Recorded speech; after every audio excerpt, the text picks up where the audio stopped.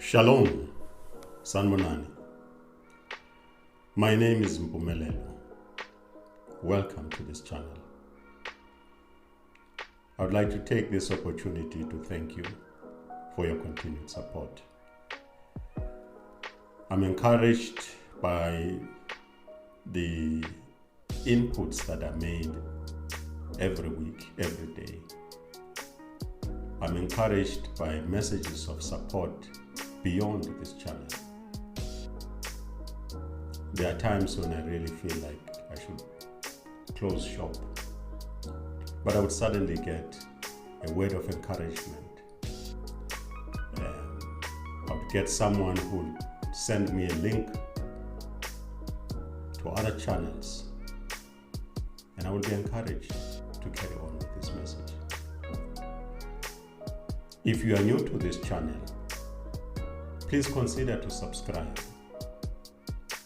Please like this video if you like the content. Press the notification button and share this video with your friends and family. I would like to continue with the message that I spoke about in the last video. In today's video, I want to emphasize that we are Hebrews. We are the children of Israel. And I want to explain further why we should not be contributing to creating subgroups, subdivisions, and sub-tribes.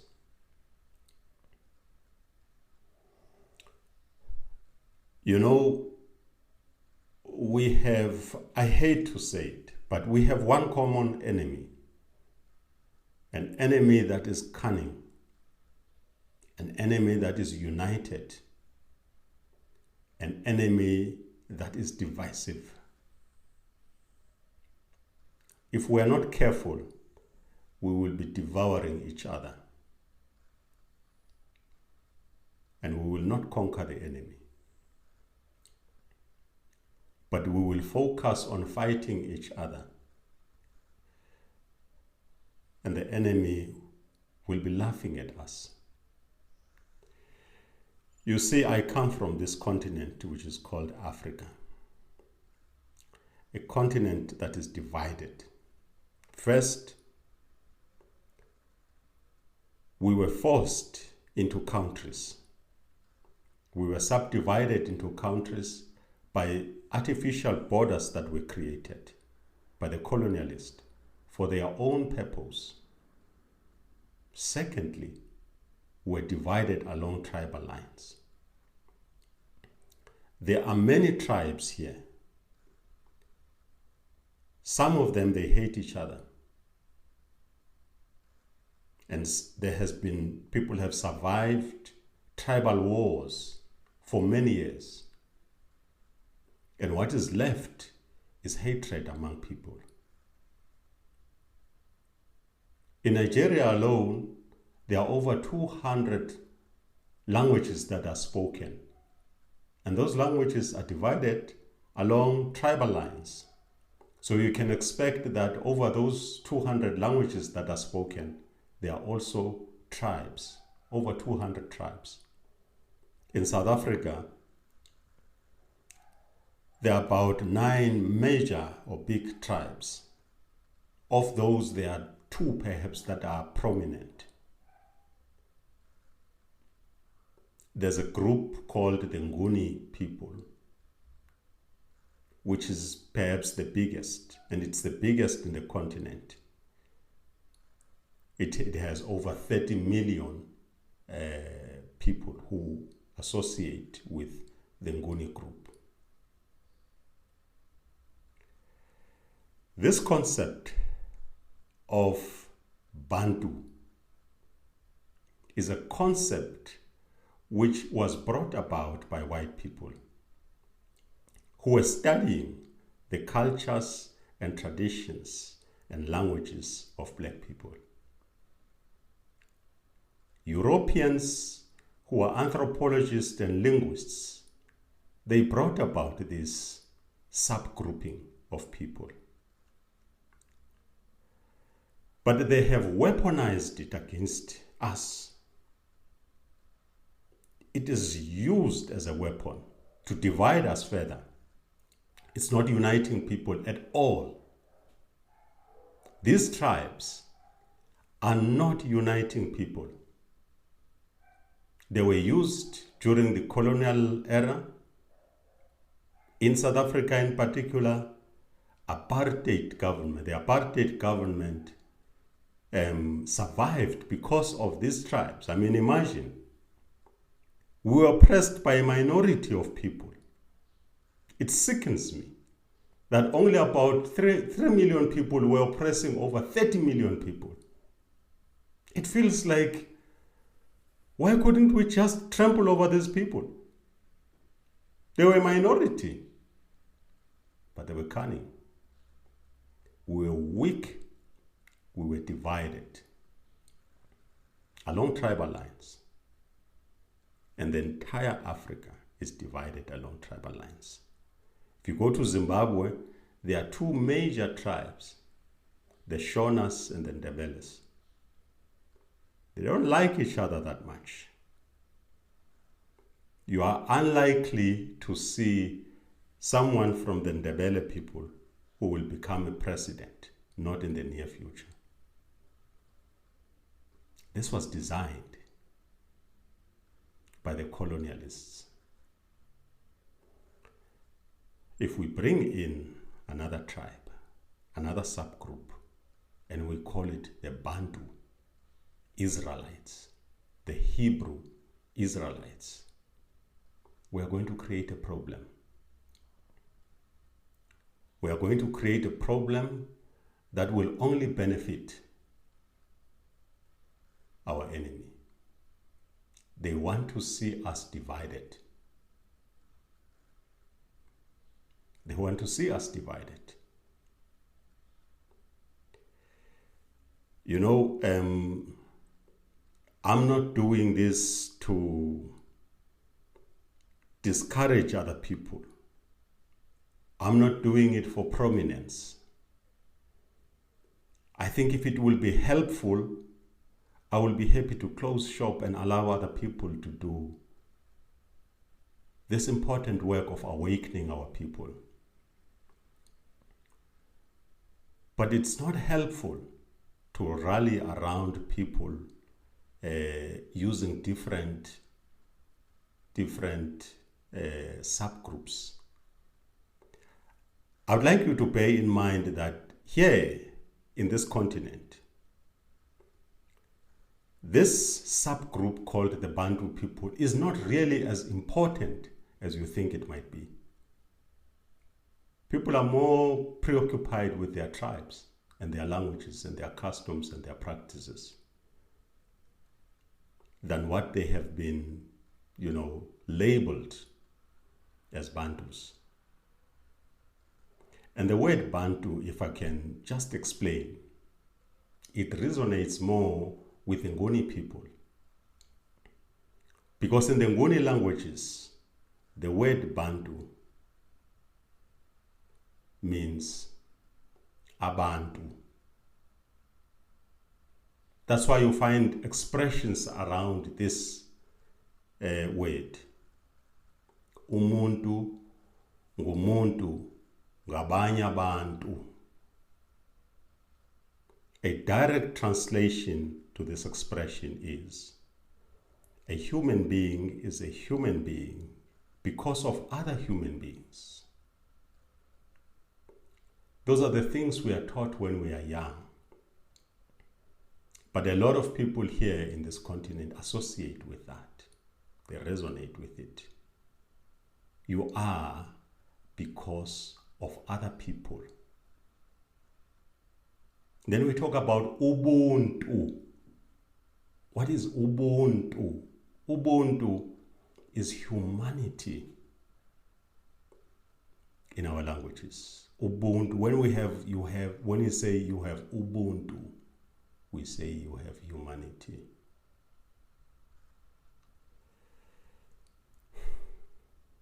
And so,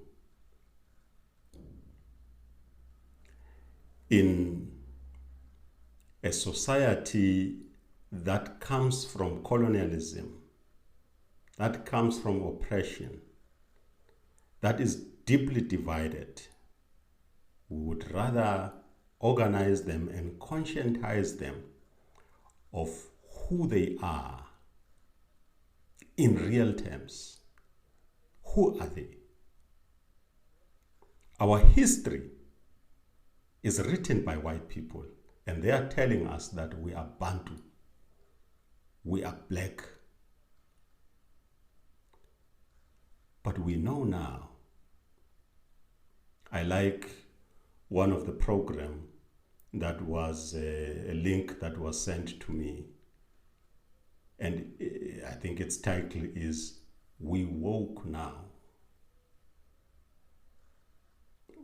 We can't be robbed again. We know that we are Hebrews. We know that we are the children of Israel.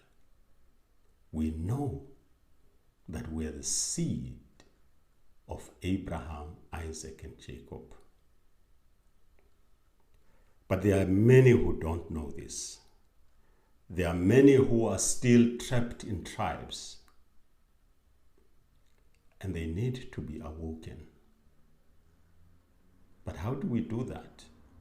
How do we unite them without creating a sub-tribe, without creating a subgroup? How do we make them realize that they are not alone in this world trapped in a tribe? They are brothers and sisters who are scattered in all corners of this earth. We are family. Their family is not only limited to their tribe, but there are other families in the world. We are a nation that is not only a nation, but we are family. We are a people who are one. You know, when you read Isaiah 11:11, I'm not going to quote it verbatim. I'll paraphrase. But it says, I will set my hand the second time. Now, I'll set my hand the second time. It means there was a first time. And the first time when it happened was when we were delivered from Egypt. And it continues to say, I will gather them from all corners of the earth. When we were gathered the first time, we assembled at Mount Sinai. And there at Mount Sinai, our people witnessed the presence of the Almighty. They heard his voice. And a covenant was ratified. And we're going to be assembled again. I don't know where, but we're going to be gathered and we will be assembled. And there,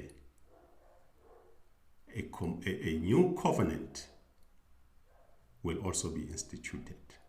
I know that if you are a Christian, you believe that it has already been instituted, but it hasn't. We can talk about it some other time. But how do we get there? Sometimes I feel that all this awakening, perhaps we are jumping the gun. Perhaps we are putting the cart ahead of the horse. Because maybe this is the job of the Messiah. When he comes, he has a task. He will awaken us. He will gather us. There will be trumpets that will be blown, and we will connect with those trumpets. We will know what to do. But I don't know that. I don't know. I didn't choose to do what I'm doing now. It's a story for another day, which I will be happy to relate. But I have found myself driven to do this against all odds, against divisions, against the backlash that I get here. There are people who are saying, stop it. Are you mad? What nonsense are you talking about? We are Africans. And they will say they would rather stay in the tribes they belong to. Our forefathers were known as Hebrews. They were known as the children of Israel. When we reconnect, evidence is coming up that connects us directly with Israel. I know this is another topic because there are people who are already camping here in South Africa and camping in, some of them are camping in Namibia because they believe that that's where Jerusalem is. But there's evidence that is mounting and it is unavoidable. That connects old skulls of people who died 15,000 years ago, and their DNA shows that it is the same as our DNA. Which, if they died in Israel and their skulls are found there, it means they lived there. But I'm not willing to fight with anyone right now. Evidence will come. All that I want to say is that let us be awake to the fact that we are Hebrews. We are Israelites. We are the children of Israel. But let us avoid anything that will create confusion. But let me end by saying, if anything that we are doing and you feel it's appropriate, you feel it is helpful, continue to do it. I can't stop you. But I know from where I'm sitting, from where I come from, we are already divided. We cannot afford more divisions.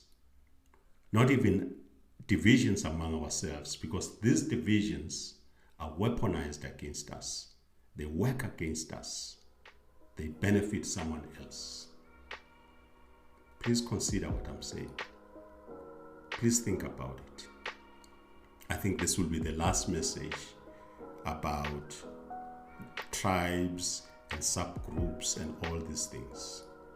I will not talk about it again, but consider what I have said. Thank you for listening. Please consider to like this video and share it with your friends. Subscribe if you haven't subscribed. Asante sana. Yabo.